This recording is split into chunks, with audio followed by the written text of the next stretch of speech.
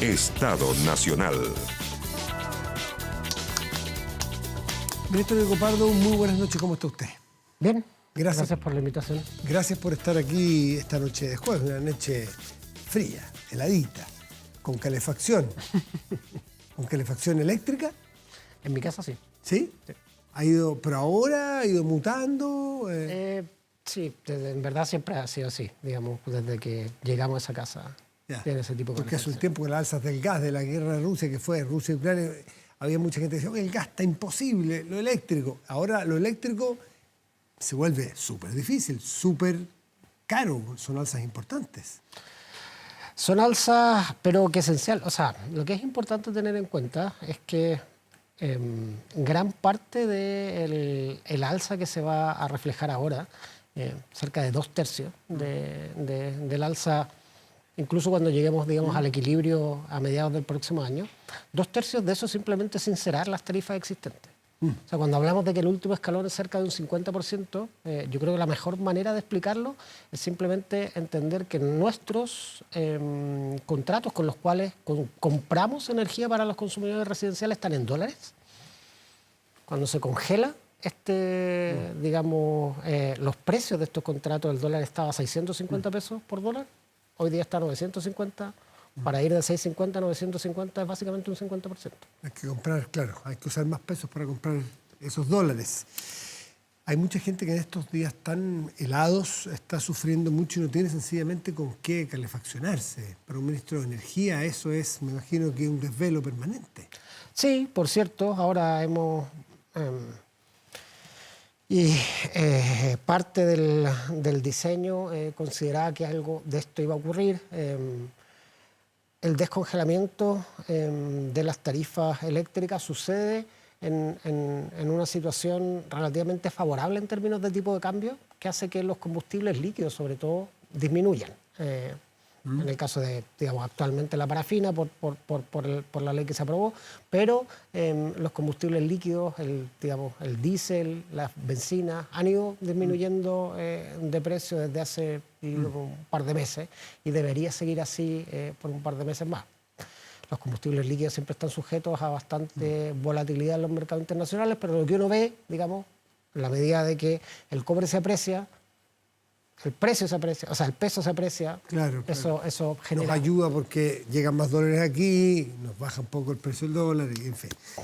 A ver, ministro, hay dos aristas. La primera es la del consumo, la de los precios, las tarifas, y la segunda es la arista más política, que en los últimos días, las últimas 48 horas, ha aparecido la idea o el anuncio de una interpelación que puede sonar terrible, pero justamente es una institución para explicar o para recordarle a las personas que es relativamente nueva, es justamente como una forma de descomprimir para que no se llegue a las acusaciones constitucionales, que son bastante última ratio, y las personas, bueno, y es traumático para las personas que son acusadas.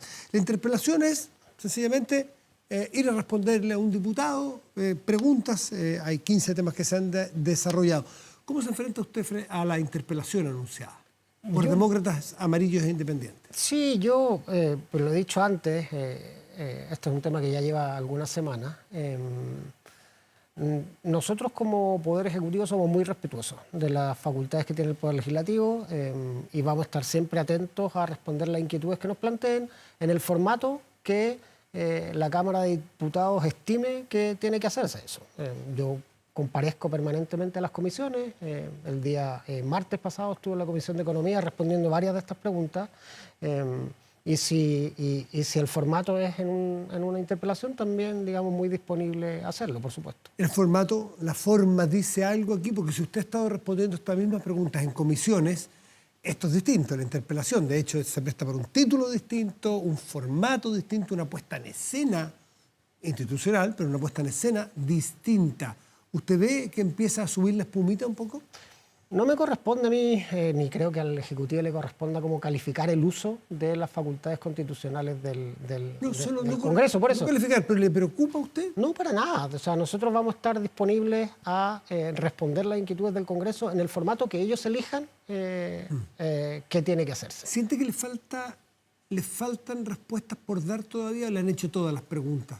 O sea, yo siento que hemos sido muy transparentes y claros en cada vez que nos han preguntado sobre esta y otras materias, pero obviamente esto depende del receptor, y si el receptor considera que es otro poder del Estado, considera que esto tiene que hacerse mediante una interpelación, muy disponible a hacerlo. Entre las cosas que ameritan esta acusación para demócratas y amarillos es que usted habría potencial, porque eso lo dicen ellos y usted se defenderá, porque he escuchado que se ha defendido, es que usted habría de alguna manera no entregado toda la información, escondido la pelota un poco, algunas informaciones de las alzas.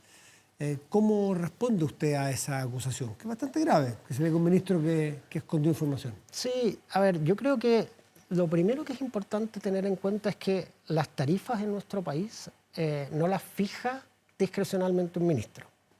El ministro lo que hace esencialmente es firmar el acto terminal, que es el decreto tarifario, pero es un proceso que es riguroso, técnico, transparente y participativo, y que tiene muchas etapas, todas ellas sujetas a validación por parte de la industria, pero también de asociaciones de consumidores, y así ha sido con todos los componentes de la cuenta de la luz, que tiene 3 componentes: distribución, generación y transmisión. En cada uno de estos casos son actos administrativos distintos, y cada uno de ellos tiene un procedimiento que es transparente, técnico, participativo, replicable, y lo que yo creo que es súper importante tener en cuenta es que estos procedimientos que nos hemos tardado décadas en construir y que yo creo que son respetados en términos generales en todas partes del mundo, no todos los países tienen este tipo de procedimientos. ¿Funciona bien, a su juicio? ¿A usted que le toca vivirlo, usar el procedimiento? O sea, son capaces de reflejar los costos de lo que... O sea, porque al final lo que ocurre en estos casos es que las tarifas buscan reflejar los costos de los bienes y servicios que se están fijando el precio, digamos, en particular en este caso, de la energía eléctrica. Por cierto que, digamos, estos procesos institucionales van a seguir en el tiempo. Y este proceso de estabilización es un proceso que va a tomar 6 meses, 8 meses, 9 meses, por ahí depende de, digamos, cuándo consideremos que, digamos, termina. Pero nuestras instituciones van a permanecer. Y yo lo que siempre quiero ser muy claro y transparente es que esas instituciones son robustas y funcionan bien. Y las alzas que corresponden, digamos, a este periodo en particular, se hicieron siguiendo rigurosamente estos procedimientos. Las alzas, no la otra parte, la otra componente de la estabilización, porque los mayores tarifas ahora tienen componentes de alzas naturales y también de estabilización del descongelamiento. Sí, pero la estabilización se materializa en decreto. Ya. La estabilización, o sea, la ley de estabilización lo que hace es reordenar la manera en que se tienen que dictar esos decretos. Pero esos decretos se hacen siguiendo un procedimiento muy riguroso. Y el acto terminal de eso es efectivamente un decreto que típicamente se publica en el Diario Oficial. Nosotros lo comunicamos a través de un comunicado de prensa y recibimos solicitudes de discrecionalidad no hablo usted, ni su antecesor ni su sucesor. ¿Hay algún espacio de discrecionalidad de que los ministros o los gobiernos de turno puedan ganar tiempo, hacer tiempo, atrasar un poquitito, porque el momento político está más difícil, porque nunca es una buena noticia firmar tarifas, ¿no es cierto?, alzas de tarifas? Porque hay técnicos que te dicen, miren, hay varios ministros que se han atrasado más de la cuenta en firmar este decreto. Cuando uno mira lo que fueron los 2 procesos anteriores, las 2 leyes anteriores, si queremos llamarlas así, PEC 1 y PEC 2, tanto PEC 1 como PEC 2 tienden a subestimar lo difícil que es el proceso de descongelamiento. Y por lo tanto, dentro de esas mismas leyes había reglas para descongelar, pero esas reglas eran reglas muy complejas y que dejaban el horizonte temporal indefinido.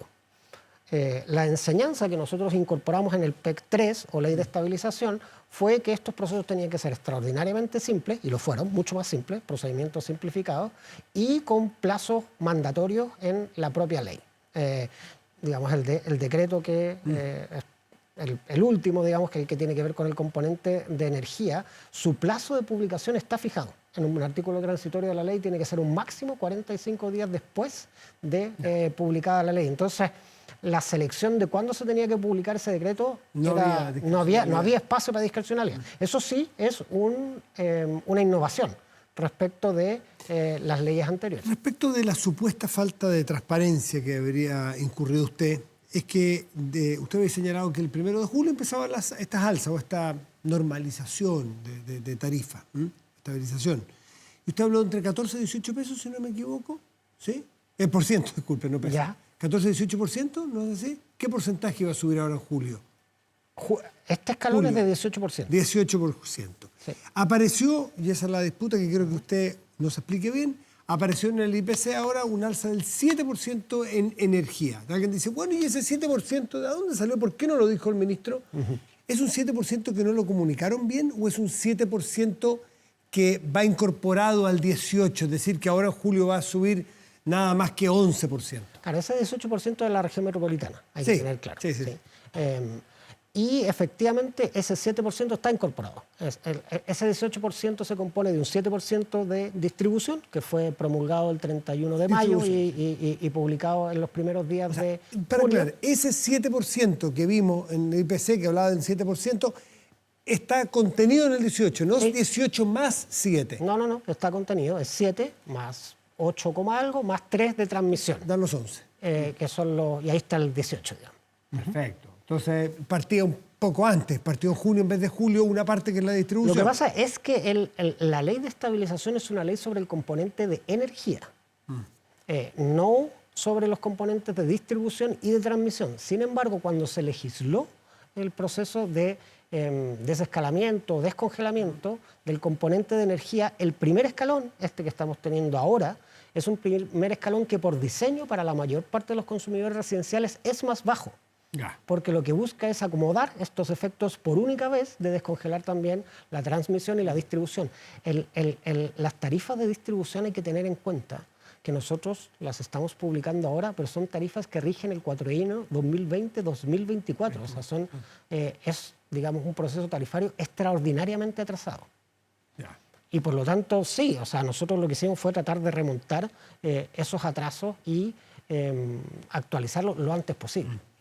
Y eso sí, se consideró en la ley como diseño, digamos que este primer escalón del descongelamiento de la energía era más bajo para acomodar estos efectos por única vez. Entonces, déjeme ser reiterativo, para que quede establecido ese 18% para Santiago, pero ese 18% sí. que quedó en muchas cabezas dando vuelta de la alza a partir del 1 de julio, que ya lo pasamos, más bien va a ser un 11, porque el 17 era una componente que venía del mes anterior. Sí, claro, pero es un 11 que además incluye 8 solamente de energía y 3 de transmisión. Que también se descongela porque también estaba atrasado. Pero eso también va en la cuenta. Sí, todo en la misma cuenta. A la última línea del consumidor.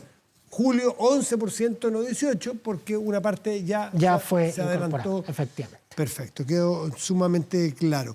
Bueno, pero más allá de cuándo, el escalonamiento y el porcentaje, estas tarifas pegan muy fuerte a muchas familias, sobre todo en invierno, y por eso se ha ideado, y por eso se provocó un debate muy duro, tenso al principio, pero ha ido derivando en la calma, me imagino, de esta comisión técnica en el Parlamento, para buscar formas de subsidio, ¿no es cierto? Para llegar a subsidio. Cuéntenos en qué va esa conversación, cuál va a ser el subsidio y el financiamiento de este. En la ley de estabilización ya se viabiliza un subsidio. Esto fue parte de la conversación desde un principio, que es el que estamos implementando ahora, que de hecho aprovecho la pantalla para comentarle a las personas que nos ven que hasta el domingo se puede postular este subsidio para las personas que estén en el 40% más vulnerable. Pueden hacerlo en www.subsidioeléctrico.cl y tienen que tener la clave única y su cuenta a mano para darnos el número de cliente, un formulario muy sencillo. Y si no tienen clave única, mañana y el sábado también de manera extraordinaria se puede ir a Chile Atiende y se puede hacer el trámite incluso sin clave única. Muy bien. Y entonces, repite por favor la página www.subsidioeléctrico.cl para las personas... Subsidioeléctrico.cl para las personas del 40% más pobre de la población, con clave única y la cuenta en la mano para tener el número de clientes. Exactamente. Con eso puede postular al subsidio. ¿Cuántos cupos de subsidios hay y cuántos ya se han inscrito, ministro? Nosotros tenemos financiamiento para 1,5 millones de subsidios estable en el tiempo. Esos son los fondos que se viabilizaron en la ley de estabilización. Hoy día llevamos cerca de 1,4 millones. sí. de postulaciones. Y hay que tener en cuenta que el sistema de postulación está hecho de tal manera de que cuando la persona entra con su clave única, el sistema sabe inmediatamente si pertenece al 40% más vulnerable o no. Entonces, este 1.040.000 son personas que ya pasaron ese primer filtro. Cruza datos de inmediato. Y si no pertenece al 40% más no te deja seguir. No va a entrar. Perfecto. Es decir, si es de era 1.500.000 el tope y a 1.400.000, demuestra no solamente que el proceso funciona, sino que hay mucha demanda y mucho interés de la gente porque le va. Sí, efectivamente. Yo creo que y aquí había un rol muy importante, digamos, en el apoyo presencial que hemos tenido de parte de los municipios. Hemos tenido municipios de gobierno y de oposición.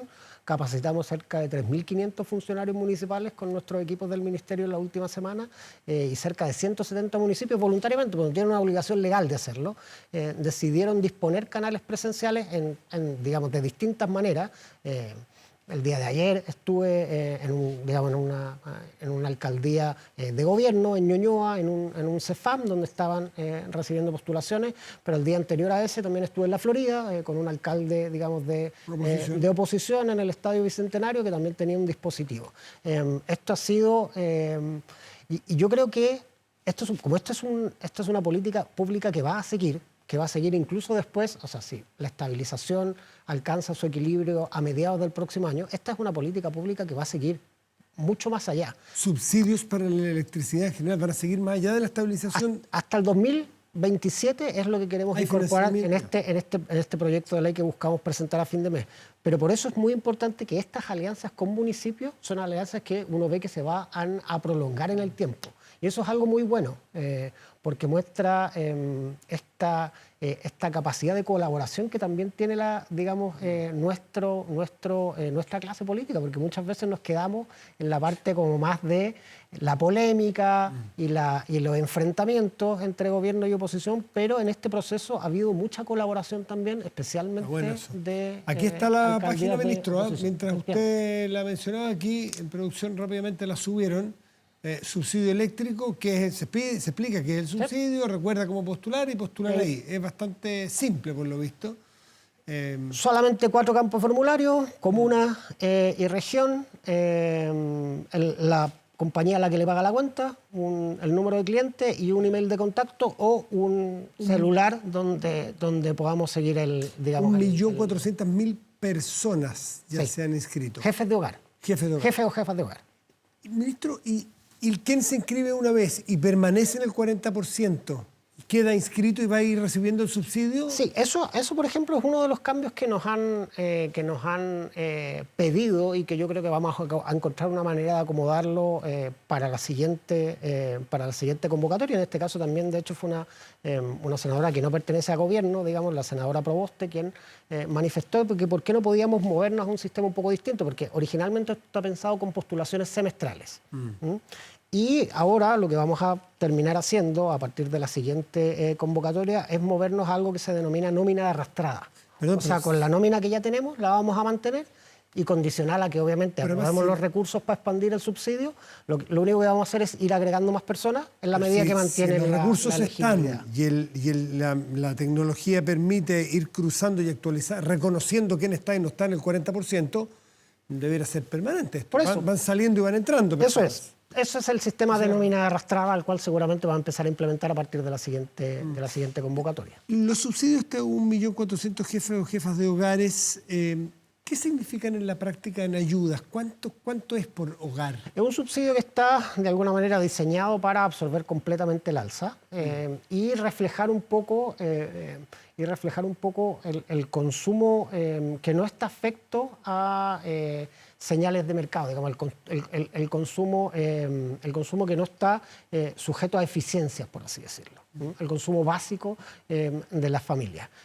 Y en el caso varía por el número de personas que están dentro de un hogar, no varía de manera lineal, y eso también es importante explicarlo porque depende un poco del comportamiento de los artefactos que pertenecen a esta canasta eléctrica básica.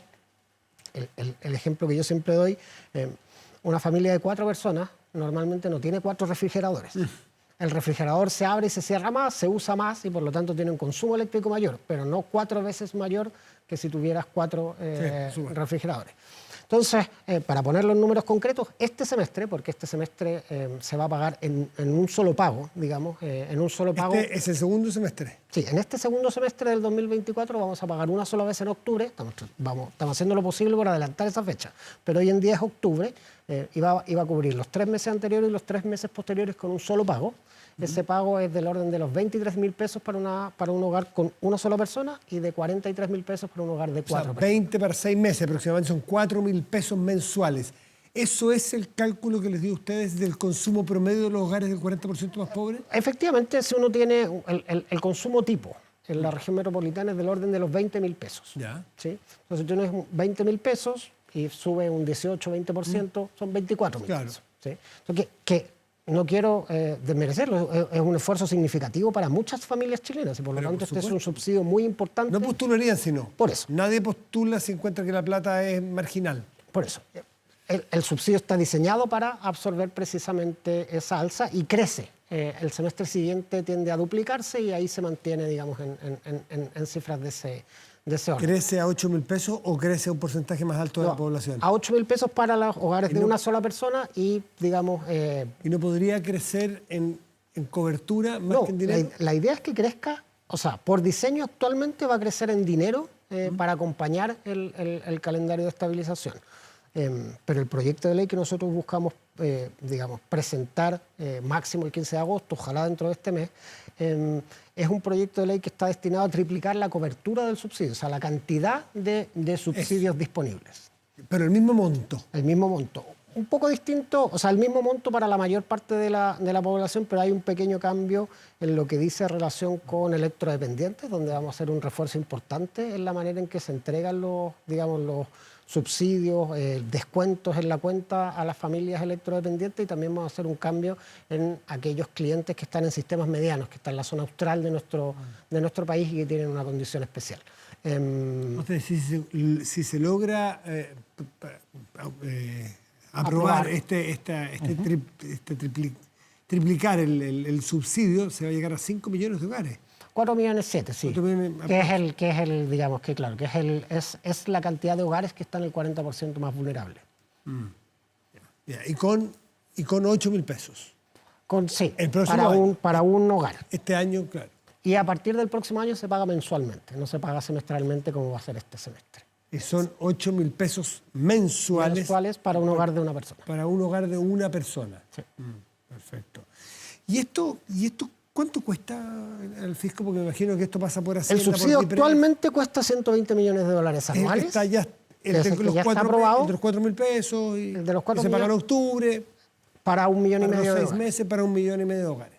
Ese cuesta 120 millones de dólares anuales y lo que nosotros buscamos movilizar es del orden de los 350 millones de dólares más para llegar a algo que va a rondar los 450 millones de dólares anuales totales. ¿Y es sustentable según el ministro de Hacienda y la DIPRES en el largo plazo? La idea Porque de después esto, sabemos que estas cosas quedan y es difícil retirarlas después. y por eso precisamente nosotros estamos pensando en el año 2027 como un año de transición, donde hay un pequeño desescalamiento en las canastas y eso coincide con el término del primer periodo de la estabilización tarifaria.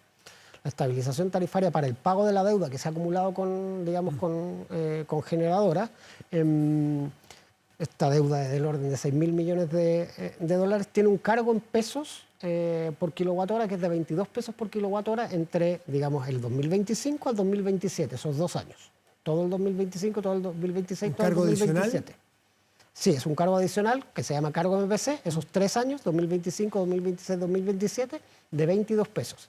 Pero a finales del 2027 baja de 22 a 9 por construcción. Ya. Entonces, Se alivia. ¿Cómo? Ahí se alivia la carga. Claro, y por lo tanto, si uno desescala un poco el subsidio y lo junta con esta disminución producto de la disminución del cargo MPC, le das al siguiente gobierno la posibilidad de pensar cómo quiere reorganizar una política de este tipo. ¿Cuándo avisora usted hacia adelante que viene una baja, si es avisora o no, una baja importante en las tarifas eléctricas para las familias chilenas? Me refiero a cuando entren salgan los contratos caros, antiguos, que están firmados, Sí. en la otra realidad, y entren ya de manera mucho más consistente contratos más baratos de generación. Sí, algunos terminan ahora a fines del 24, otros terminan a fines del 26, otros a fines del 27, otros a fines del 32. Los contratos, digamos, pre-2015, que son las subastas Sí. con otras reglas del juego que fueron las que consiguieron reducir como en $100 por mega el precio promedio de la subasta. O sea, hacia el 30, mitad de la década del 30, queda su resto, pero así es nomás.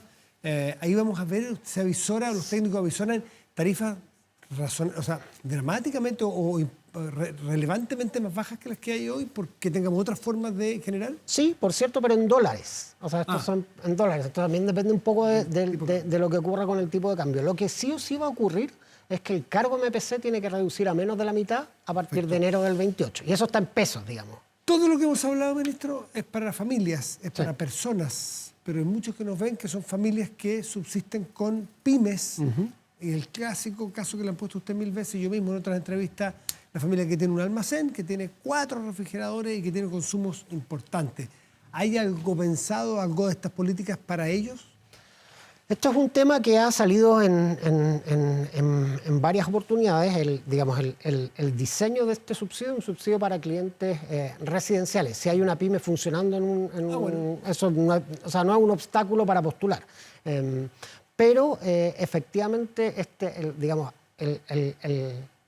el sector productivo es algo que tenemos que atender en este siguiente proyecto de ley. Es importante tener en cuenta en todo caso que la ley de estabilización se adopta precisamente por el efecto que tenía la ley anterior en las pymes.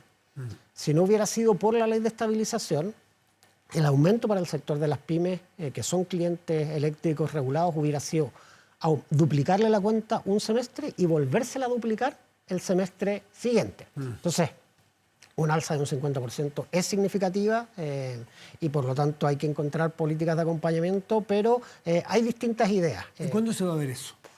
En el diseño de este nuevo proyecto de ley, algunas ideas han surgido en la mesa de trabajo, otras han surgido, hoy día estuve, por ejemplo, con la bancada de diputados de Renovación Nacional. Ellos tienen una propuesta en particular de cómo, a partir de uno de los pilares de nuestro nuevo proyecto de ley, que busca comprarle a pequeños medios de generación distribuida, encontrar una manera de que una parte de esa bolsa la adquieran precisamente pequeñas y medianas empresas, y eso les permite también mitigar de mayor manera las alzas en ese sector en particular.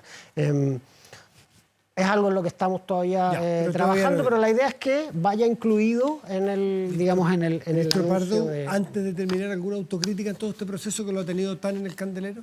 Sí, o sea, a ver, nosotros en estas alzas, como decía al principio, son producto de un proceso tarifario que es muy largo, que tiene distintas etapas y donde nosotros esencialmente lo comunicamos de la misma manera que se ha comunicado siempre. O sea, los decretos se publican en el Diario Oficial, tienen etapas participativas donde esencialmente participan industrias, asociaciones de consumidores, pero no, por cierto, el público en general. Y después de eso nosotros sacamos comunicados y atendemos medios. Obviamente el interés que ha existido por este proceso ha hecho que, de alguna manera, esas formas de comunicación quedaran un poco cortas respecto del interés que ha generado, y por eso, bueno, estamos tratando de desplegarnos de mejor manera por ahora, pero parte del análisis que vamos a hacer para los siguientes decretos es encontrar nuevas maneras de comunicarlos también que lleguen a estos otros tipos de medios y estos otros tipos de audiencia que hoy día sí están mucho más encima de esta noticia. Diego Pardo, ministro de Energía, muchas gracias por estar esta noche con nosotros. Gracias a ustedes. Que esté muy bien.